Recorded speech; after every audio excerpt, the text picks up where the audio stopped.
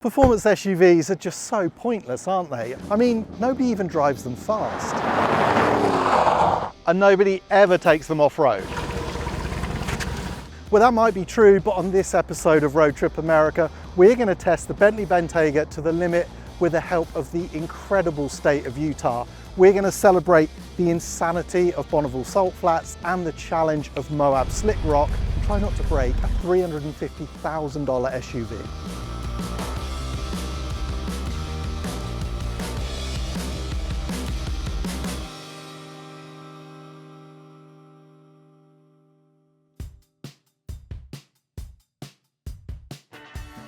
I'm going to be honest and say there isn't too much road in this episode of Road Trip America.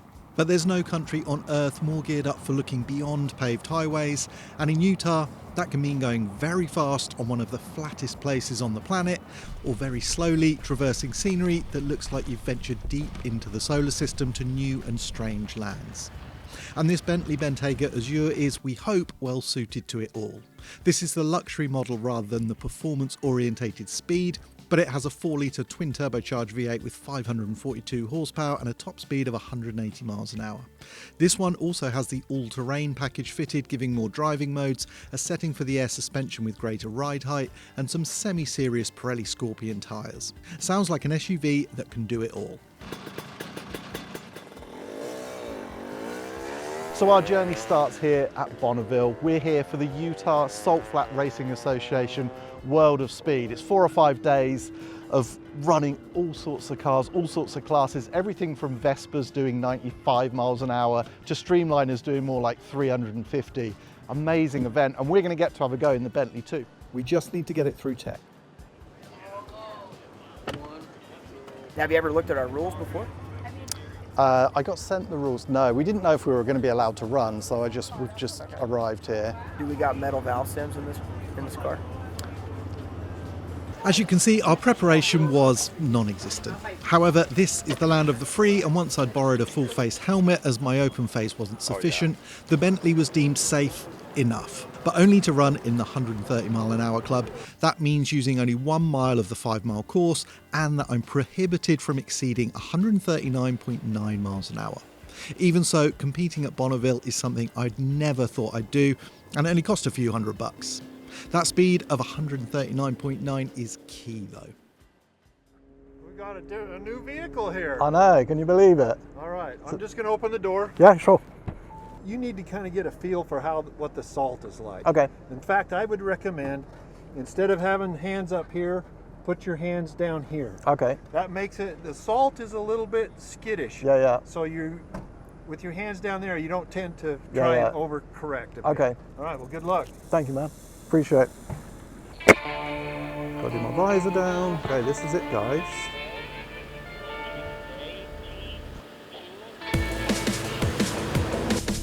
Okay. Oh, the traction control does not like. Okay, it does move around a lot. Okay, that's 110. Let's slow down. Let's get the cruise on. I could breeze through 140, that is for sure. So the Salt feels alien, but not quite so alien as it looks. The Bentayga takes a while to free itself from traction control, but then gently deviates as the speeds rise. 100 miles an hour is so easy, and the speedo proves freakishly accurate, giving an official speed of 99.8. Yeah, Bentley was obviously, as you'd expect, super stable. And what a weird thing. I didn't get the adrenaline that I would if I was doing like a quarter-mile drag race or something, but I guess that's because I knew I wasn't going to go as fast as I could go. But it was cool. I've actually driven and done a timed event at Bonneville, even if I occasionally drive faster than that on the way to the shops. Next time, 139.9 I'm allowed to do.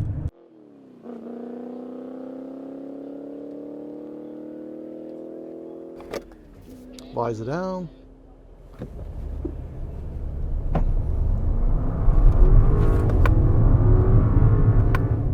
Okay, that's 60. Will not launch this car. 100. 120. 30. that's 140, so I've got to slow. So I have got loads in the can at 140. Dead arrow straight. It's only when you brake that you feel the surface move a little bit. I'm quite happy with myself at this stage, but it turns out I'm about to be in very big trouble. That forfeits the rest of them runs. Oh, okay. That's it, we're done for exceeding the limit. My terminal speed is 142. Quite rightly, the organisers are incredibly safety conscious, and my slight faux pas is a much bigger problem than seems reasonable for a 2 miles an hour overspeed. Until that is, you realise how sacred this place is to them, and how following the rules as the speeds rise can literally be a matter of life and death. Well, we came to Bonneville, we met some very cool people, we got a Bentley through tech, we borrowed a really stinky helmet, and then we got thrown off for going too fast. I would call that, all in all, a good result. Well, that cuts our day short. I feel chastened and a bit stupid. Apologies to the good people of the Utah Salt Flats Racing Association. The better news is that it gives us a chance to meet some people going much, much faster. People like Pat Clark and his father Dick, who first came here at 17 and did his first run in 1962. Salt fever is something that's passed on from generation to generation, and I'm joined by Pat Clark and Dick Clark, his father, who've been coming here for a long, long time. First, Dick, your story. When did you first come to Bonneville? What got you here in the first place, and why are you still coming back all these years later? I was 17 years old, and I was building my first hot rod, a Model T Roadster. Yeah. And the guy at the end of my block, he invited me to go to Bonneville and help him with his 32 coupe.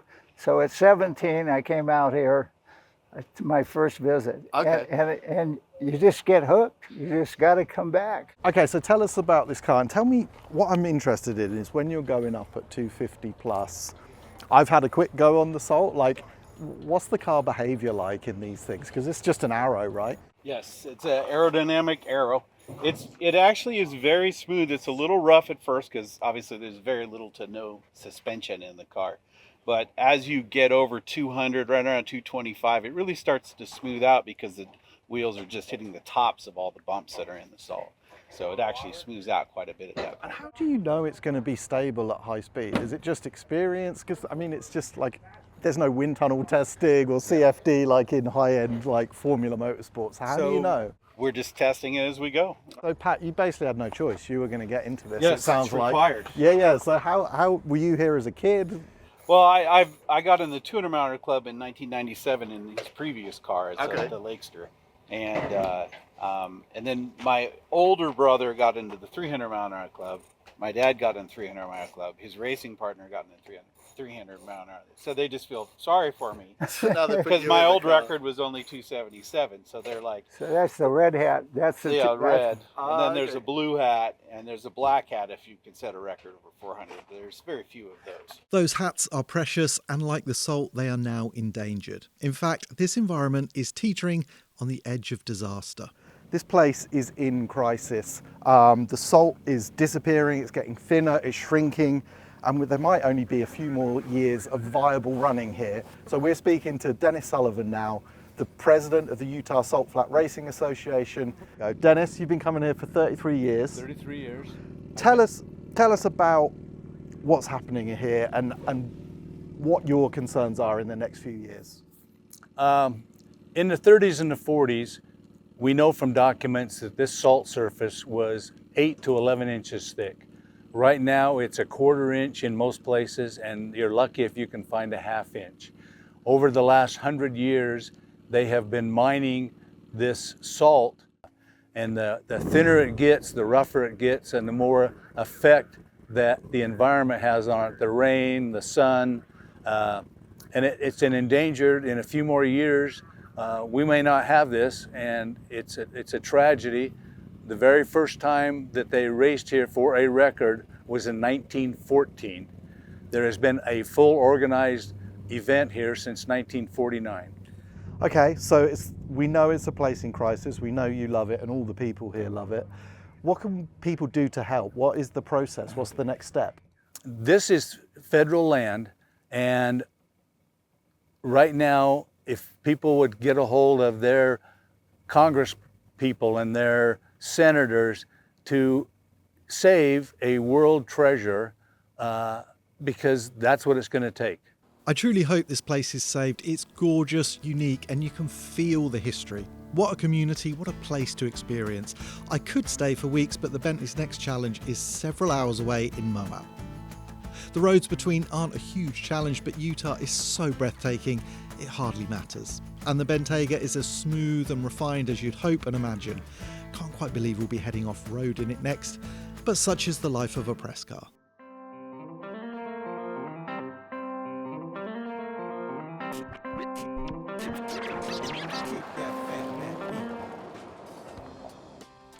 Okay, well, the Bentayga might have been too fast for Bonneville, but now we're going to go very slow and actually explore a completely different side to its character. This car is in all-terrain specification. That means 21-inch wheels with all-season tyres. They're not proper off-road tyres, but they should do us. I've got extra drive modes in the car. I can raise it right up. And also there's crucially underbody protection, which is going to be really important because we're heading out onto some pretty gnarly trails. Just look at this place. We're on Cane Creek Road. Behind me is Wall Street, where the climbers come to try and sort of kill themselves. Colorado River behind. It's just stunning here. Moab is beautiful. So this is our chance to see a completely different part of Utah and to test this thing to, well, something way beyond what owners would normally do. So we start on Cane Creek Road and the Hurrah Pass. Honestly, something like a Subaru Outback would make it up here. However, there are some decent obstacles and moments will be pleased for our guide, Jeff Van Cleve of Twisted Jeeps. They rent vehicles, run tours and know this place in incredible detail. Now, the extra modes from the all-terrain pack might come in useful. The usual sport, comfort, Bentley and custom modes are supplemented by snow and grass, dirt and gravel, mud and trail and sand. We start on dirt and gravel. I think what I like about Moab already is that sense of community. Just like at Bonneville, everyone's at the Salt Flats for the same reason. Everyone's helping each other out, rooting for each other to hit their record or to hit the perfect speed in their class. And this is completely different, but we've been parked up, setting up the cameras, everything, and there's side-by-sides coming past, there's Jeeps, there's this whole community all here to do the same thing.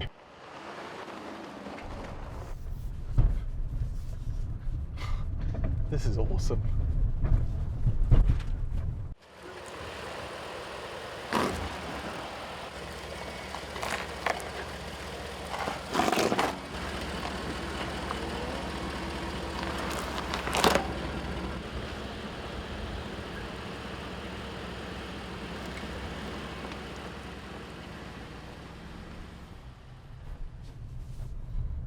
Yep, no issue whatsoever. And the cool thing about this, I know that some real hardcore off-roaders don't like that the new stuff does so much for you, but it does allow someone like me who's not a hardcore off-roader in any way, shape or form to just enjoy what you're traveling through and not have to worry too much about the mechanics of it. I can just point and shoot basically in this thing.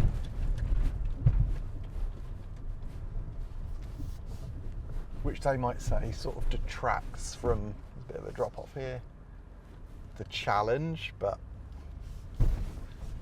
as long as you get to these places, I think that's the joy of it. We made it to the top of Hurrah Pass and we would not have got here without the help of Jeff Van Cleve of Twisted Jeeps, who's been our guide. Jeff, I understand why you live here, it's cool, but I know you're not from here, so tell me about your history, because you raced cars before coming across and becoming the ultimate wheeler, I guess. Yeah, from fast to slow. I'm from Oregon originally. We had a shop up there and we built, did a lot of Porsche stuff. And then I had a Jeep for a long time and I made the mistake of bringing it down here yeah. for our big Jeep event, Easter Jeep Safari. Fell in love with it and that was it. So about 22 years ago, I moved down here and I've been here ever since. I mean, it's a stunning place, but tell me, let's put ourselves in the position of me or someone watching, complete novice. How would you recommend tackling Moab? What would you say? Someone's flying in for a couple of days. What's the perfect way to experience this place? Well, I mean, we're known. I mean, this is the off-road mecca, you know, of course. So, and I'm a Jeep tour guide, so that's what we do. I think the best way to see the area for sure is by, you know, off-road. There's side-by-sides, there's Jeeps. If it is your first time, you don't have a lot of off-road experience, getting a guide is the way to go. You'll learn a lot of different little tricks to the trade because it's a lot different driving out here on the slick rock, as you're finding out. It's a lot more grippy and traction than you would think. Yep. And there's also a really good variety of trails. Okay, well, this place is stunning. We've only tasted a tiny bit of it, and if you look around, like, look at it. It literally goes on forever. So we're going to explore some more, and we're going to get more radical in our Bentley.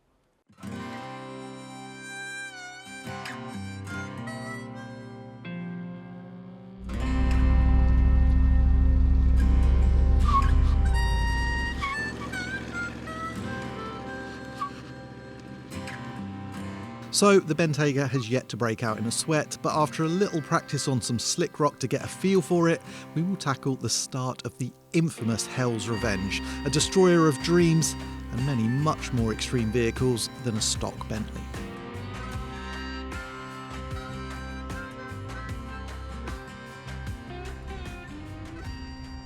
It feels like you're on the back of like some giant dinosaur or something.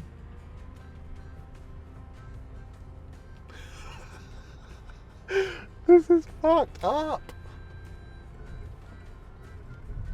Jesus. That is cool. That is cool.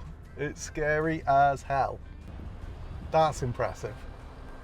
Okay, I feel pretty vindicated that we chose this Bentayga. The thing can do things that it shouldn't be able to do. Plus, it ripped at Bonneville. Plus, on the 5-hour trek over here, it was pretty lovely, I have to say. This is wild. I tell you, the only thing of my experience that might help me in this situation is the level of concentration. It is a bit like trying to do like a really quick lap or a qualifying lap or something. You can't afford to daydream. So even though you're going this slow, and once you've done a big obstacle, it's easy to like relax and be like, oh yeah, cool, did it. And then you're like, oh no, this whole thing is an obstacle, you know? Oh my God, we're even closer to the end. It's the proximity to the drop-offs that I am uncomfortable with. This looks, yeah, this looks.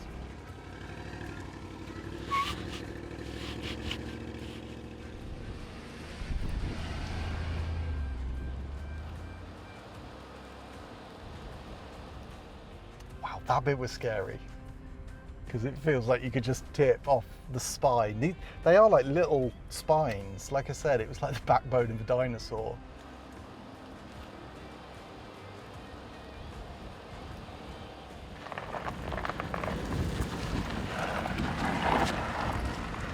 People who are super into off-roading would do that no problem, but if you are buying your SUV just because it's like big and practical, quite fast, looks pretty cool, you would be staggered at what they can do.